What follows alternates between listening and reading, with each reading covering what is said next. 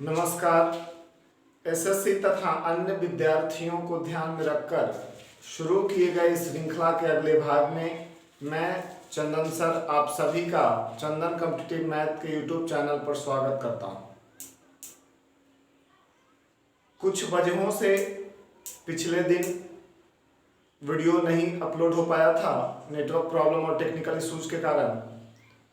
तो आज के इस वीडियो का पहला सवाल है, यदि एक बेलन मतलब सिलेंडर की ऊंचाई में 35% की वृद्धि कर दी जाए और उसके त्रिज्या में रेडियस में 10% की वृद्धि की जाती है, तो जो वक्र पृष्ठ क्षेत्रफल है कर्व सरफेस एरिया, उसमें कितना परसेंट का वृद्धि होगा। देखिए, इस सवाल को कई तरीके से बनाया जा सकता है। ऊंचाई में 35% बढ़ रहा है, एच जो है ये 35% बढ़ रहा है और त्रिज्या जो है 10% बढ़ रहा है। प्रतिशत के चैप्टर में आपने पढ़ा होगा रिजल्टेंट का फॉर्मूला कि जब बढ़ता या घटता है तो हम उसका रिजल्ट कैसे निकालते हैं। रिजल्टेंट बराबर होता है plus minus x plus minus y plus minus x y बटा 100। प्लस का मतलब वृद्धि, तो ये 35 बढ़ा, यहां 10 बढ़ा और इधर 35 गुणा 10 बटा 100,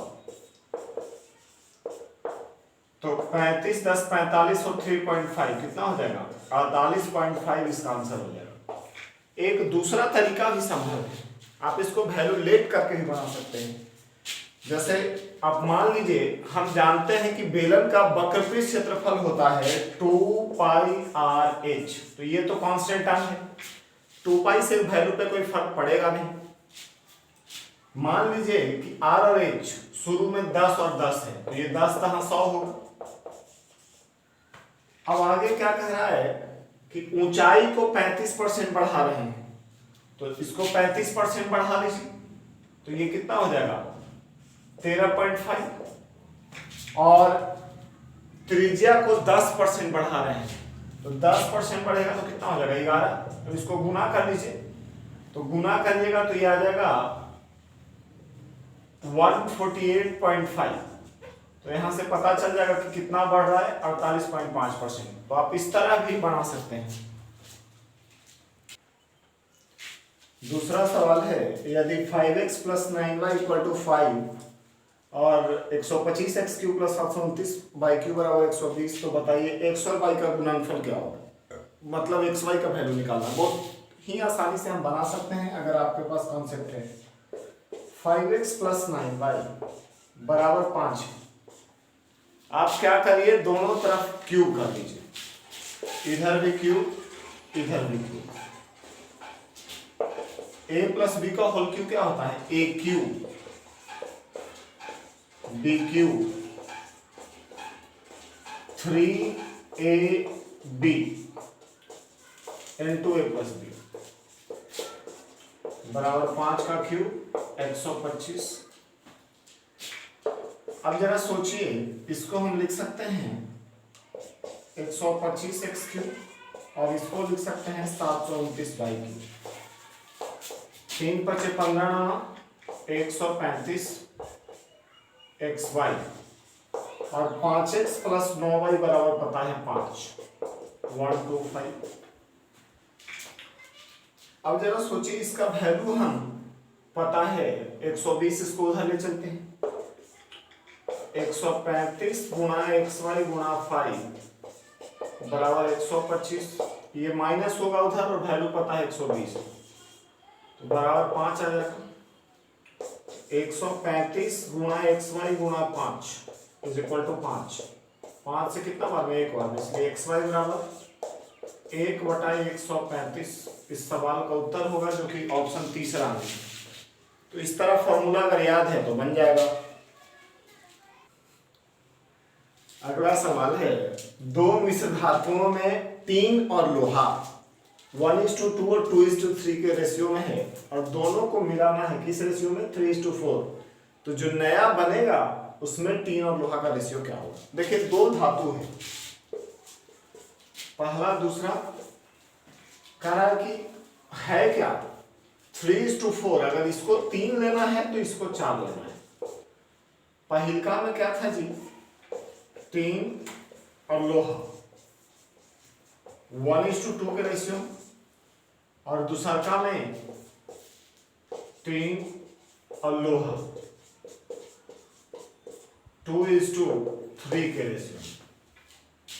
पहला में 1:2 है और दूसरा में 2:3 है। आप सोचिए यहाँ कितना हो रहा है, 3 लीटर, और सवाल कह रहा है कितना, 3 लीटर। इसका मतलब बैलेंस है।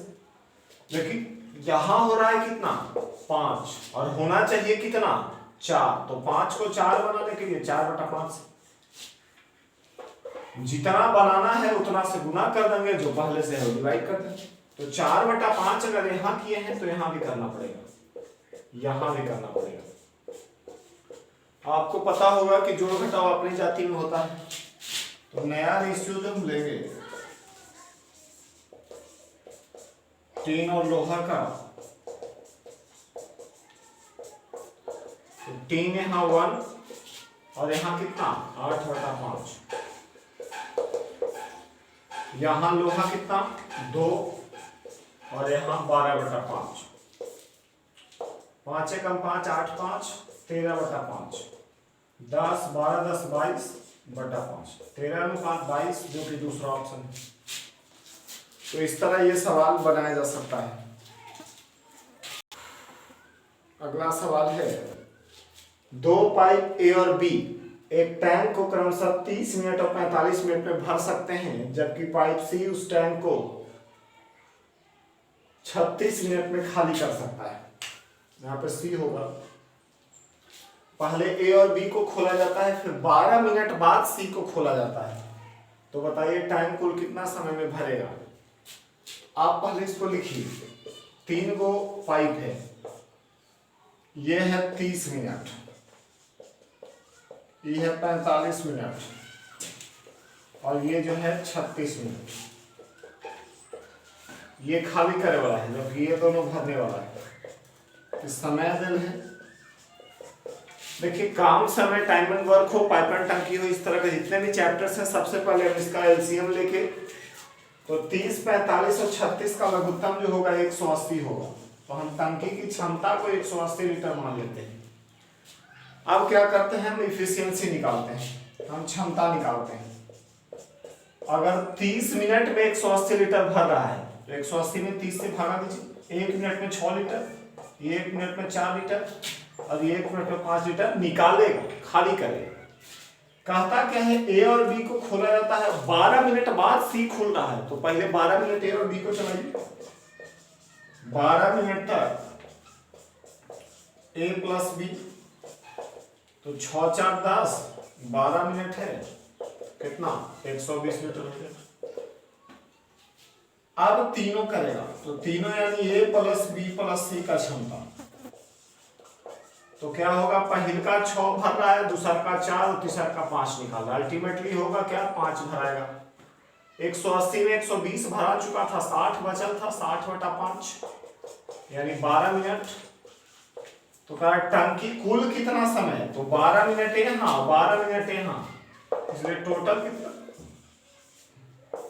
टोटल हो जाएगा 24 मिनट, यानी ये आपका आंसर हो जाएगा। अगला सवाल, 5 cos theta plus 12 sin theta is equal to 13, then what will be the value of sin theta? And you have been given 4 options. 5 cos theta plus 12 sin theta बराबर 13, और उसके बाद साइन कॉस टैन कोई भी कहा जा सकता है। आप जरा गौर करिएगा, जब भी इस तरह का सवाल होता है वो एक खास पैटर्न होता है। पैटर्न ये होता है कि जो वैल्यू दिया होता है वो तीनों वैल्यू अपने आप में ट्रिपलेट होता है। ट्रिपलेट मतलब 2 छोटी भुजाओं के वर्गों का योग बड़ी भुजा के बराबर होगा। 5 का स्क्वायर 25, 12 का 1 44, 169, ये 13 का स्क्वायर। ऐसा स्थिति वही होता है। एक और आइडेंटिटी आपने पढ़ा होगा, sine square theta plus cos square theta. तो पहले क्या करिए, जो है उससे डिवाइड कर दीजिए। 13 से हर जगह भागा, यहाँ भी, यहाँ भी, यहाँ भी, ये 1 हो जाएगा। अब आपने पढ़ा होगा sine square theta plus cos square theta 1, तो इधर 1 है। ये साइन स्क्वायर थीटा कब होगा?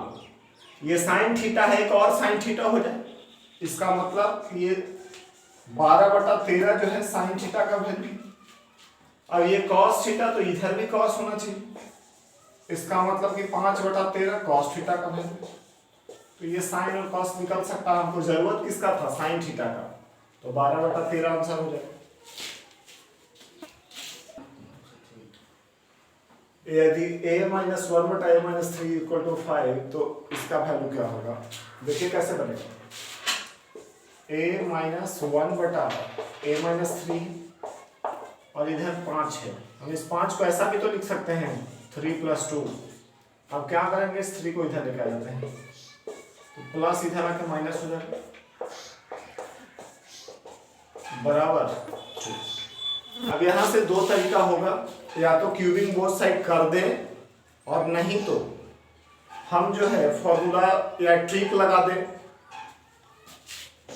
तो देखिए, अगर इस वैल्यू को k मान लिया जाए, तो a - 3 का होल क्यूब -1/a - 3 का होल क्यूब बराबर होता है k³ + 3k।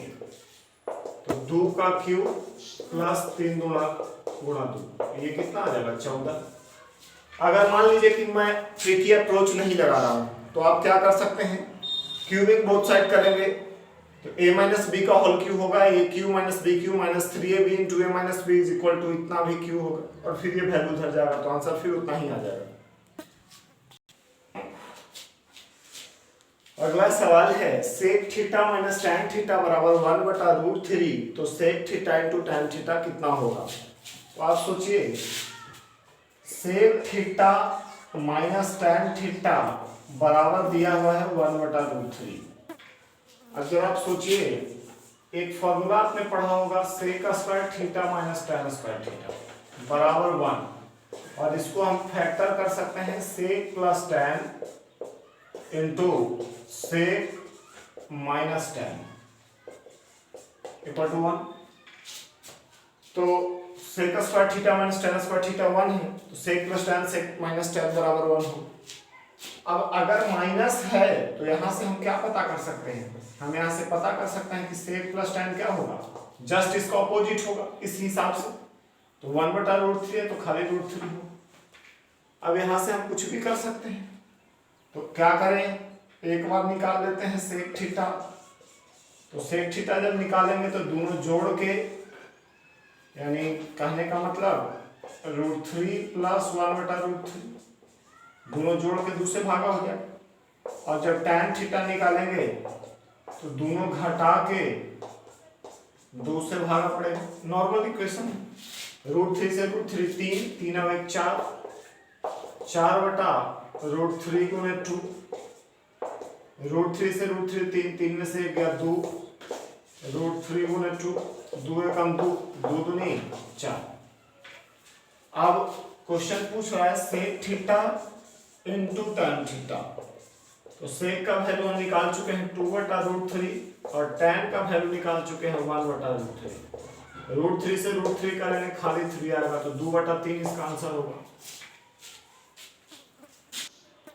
अगला सवाल चक्रवृद्धि ब्याज से है, जिसकी चर्चा मैं पिछले कई वीडियोज में भी कर चुका हूं। एक धनराशि चक्रवृद्धि ब्याज पर 5 साल में दुगनी हो जाती है, तो उसी रेट पर कितना साल में 8 गुनी हो जाएगी? तो पहले भी पढ़ा चुका हूं।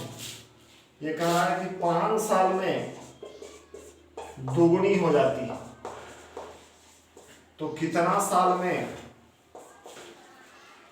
8 गुना हो जाएगा? 8 को क्या बोलते हैं? 2 के पावर 3, तो 2 के पावर 3 है, तो 5 × 3 बराबर 15 वर्ष। तो ये 15 वर्ष आंसर आएगा। ध्यान रखिएगा, करते क्या है, बनाते कैसे हैं, बेसिक से भी बना सकते हैं, ये ट्रिकी अप्रोच है। 8 गुना लिखा है, तो ये जो पहला बार है उसी के हम बेस बना के पावर में लिखते हैं, जितना इधर पावर उतना ही इधर गुना। कभी उल्टा कहता कि 5 साल में 2 गुना, तो 15 साल में कितना गुना, तो जितना इधर गुना उतना ही उधर पावर। ये ध्यान रखिएगा, जितना पावर उतना गुना, जितना गुना उतना पावर।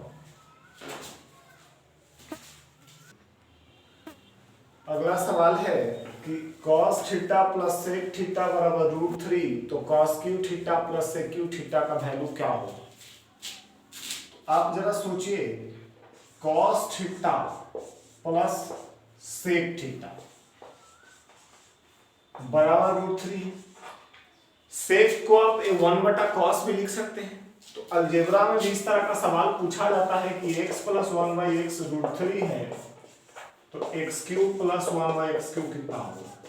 और सॉल्व करने पर आंसर 0 ही आता है। इसको भी आप जरा देखिए, क्यूबिंग बोथ साइड कर दीजिए, दोनों तरफ क्यूब करिए। क्या होगा? a³ प्लस b³ 3ab, तो 3 गुणा कॉस गुणा सेक इंटू कॉस प्लस सेक, और √3 का क्यूब करेंगे तो 3√3। अब कॉस में सेक से गुणा करके 1 होगा, और इसका वैल्यू हमको पता है √3, तो इसलिए cos cube theta plus sec cube theta बराबर 3√3 है, और इधर से प्लस होके माइनस हो जाएगा 3√3, ये काट के कितना आ जाएगा? 0। तो ऐसे भी आपको ध्यान में रखना चाहिए कि √3 के खानदान का कोई वैल्यू हो, वो अल्टीमेटली सॉल्व करके 0 आता है जब क्यूब निकालना हो। तो अगला और इस वीडियो का आखिरी सवाल, एक समकोण त्रिभुज एबीसी में लंब और आधार परपेंडिकुलर और बेस दिया है, तो आंतरिक वृत्त की त्रिज्या क्या होगी? एक समकोण त्रिभुज है एबीसी, इसमें लंब और आधार दे दिया है 6 और 8। तो अगर ये 6 और 8 है, ये कितना आ जाएगा? 6² प्लस 8²। सॉल्व करके ये 10 आएगा। ऐसे भी आपको पता होना चाहिए 3, 4, 5 ट्रिपलेट होता है, तो 6, 8, 10 ट्रिपलेट होगा। और आंतरिक वृत्त की त्रिज्या मतलब इसके अंदर एक वृत्त बनेगा, और उस वृत्त का त्रिज्या क्या होगा? इसको अंतर त्रिज्या यानी इन रेडियस बोलते हैं। आपने पढ़ा होगा अंतर त्रिज्या बराबर होता है del/s, जहां डेल क्या है? त्रिभुज का क्षेत्रफल है, और एस क्या है? अर्ध परिमिति है। तो त्रिभुज का क्षेत्रफल 1/2 गुणे आधार गुणे ऊंचाई, और अर्ध परिमिति क्या होता है? परिमिति का आधा। 6 + 8 + 10, 6 + 8 + 10/2, ये 2 से 2 कट जाएगा, 48/24 बराबर 2 सेंटीमीटर इसका आंसर हो जाएगा। तो आशा है कि सवाल आपको समझ में आ रहा होगा। फिर भी अगर कहीं दिक्कत हो रहा है तो आप उन सवालों को दोबारा देखिए और अपनी परेशानी को कमेंट बॉक्स में कमेंट करिए। जिन लोगों ने अभी तक चैनल को सब्सक्राइब नहीं किया है वो सब्सक्राइब कर लीजिए। साथ ही अगर वीडियो पसंद आया हो तो लाइक और शेयर जरूर करें। धन्यवाद।